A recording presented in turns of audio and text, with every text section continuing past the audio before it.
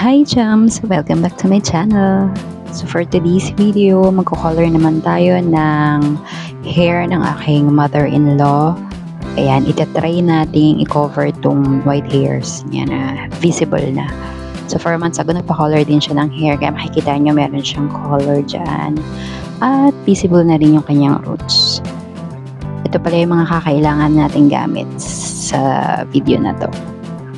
Pero bago ang lahat, bibili muna tayo ng pang-color ng hair. So, bumili ako ng Bremon products. Nag-decide ako ng mas darker color para sa kanyang roots. Itong 6.0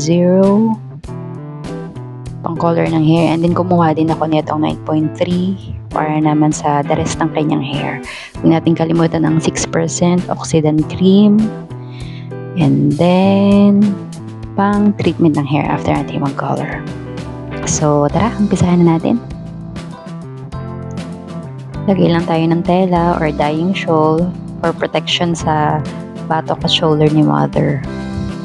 And then, mag-hair partitions tayo sa likod. Huwag kalimutan yung cover sa tenga. And syempre, ang gloves for protection naman sa ating kamay.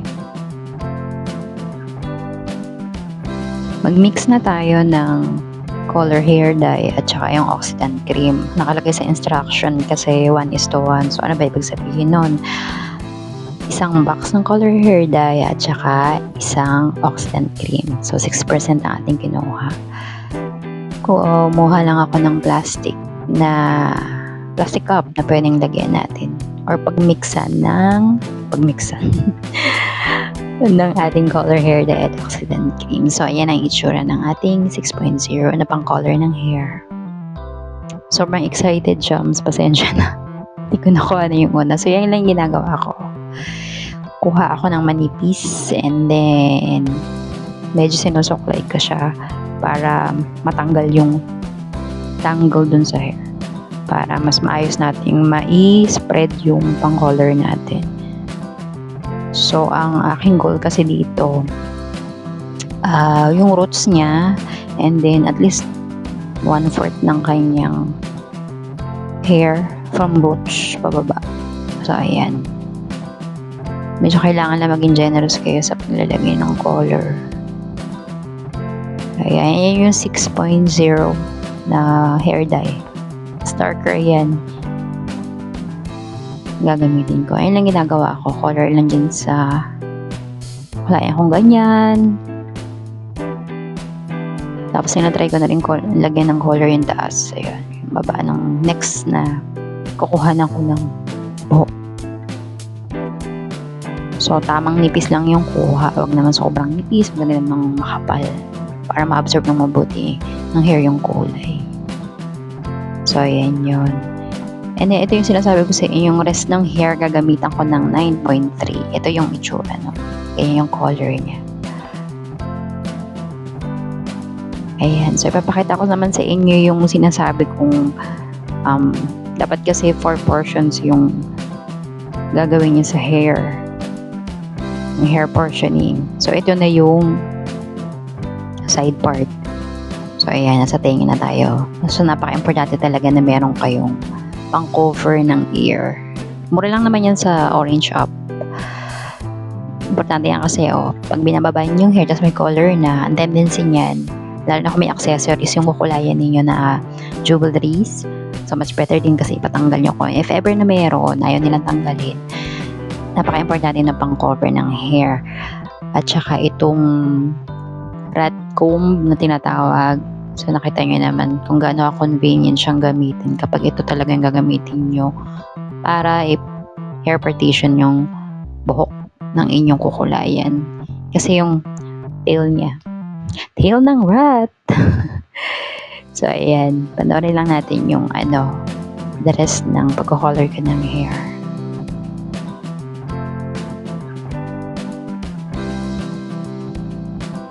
Natapos na natin ang half ng hair ni mother. So, ito na yung kalahating side naman. So, yan yung itsura. Ayan. Ayan. So, continue lang natin yung pagkukulay. Ayan. So, itong part na to, patapos na to pag-color natin.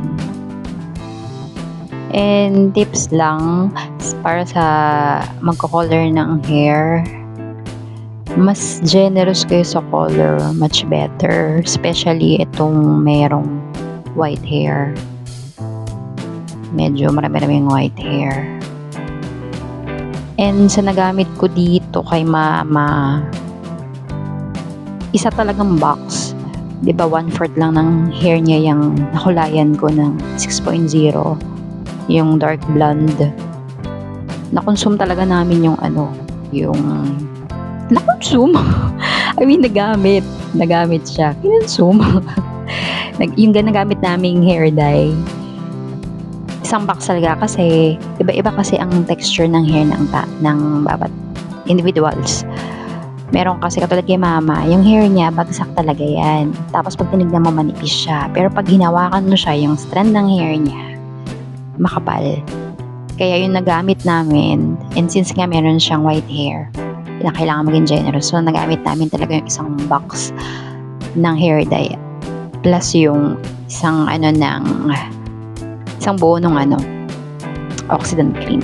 So ayan, almost there, matatapos na. Ganyan lang pagka-color natin. Yan, lalo na sa tuktok ng ulo. Ayan, kailangan talaga damihan dyan. Kasi dyan talaga sobrang visible na ng puting buhok. So, ayan, natapos na. Babad lang natin for 15 to 25 minutes. And after nun, wash lang natin siya ng shampoo na walang conditioner. And then, binodry and iron ko yung... Actually, binodry ko lang yung buhok ni mama dito kasi after nga niyan, yung the rest ng hair niya, hindi ko nakulayan. Ang gagamitin natin, gagamitin ko ay yung 9.3 na pang color ng hair. Pero hindi ko na napakita dito sa video. So, ito yung before natin. Yan, kita nyo naman ang itsura, diba? Sobrang kita ng sumpa. And then, tada! Ayan ang ating finished product. So, ito na yung nakulayan natin hair ni mother. Ayan, kita nyo naman. A lesson talaga. Kasi na-cover talaga yung hair ni mother, lalo na sa roots. So, super effective talaga tong Bremond products na to. And hindi siya mahapdi sa anit. Yun ang sabi sa akin ni mother. Hindi siya mahapdi sa anit. Hindi rin mabaho yung amoy. So, super maganda talagang gamitin ng Bremond. And yung pang treatment ka ng hair, super lambot talaga. Ayan. Kita nyo. So, yung 9.3, ayan, no, visible na may 9.3. Medyo malapit kasi dun sa hair color niya, yung previous hair color niya. Kaya yun yung ginamit ko. Thanks for watching, chums. See you again for the next video. Mwah!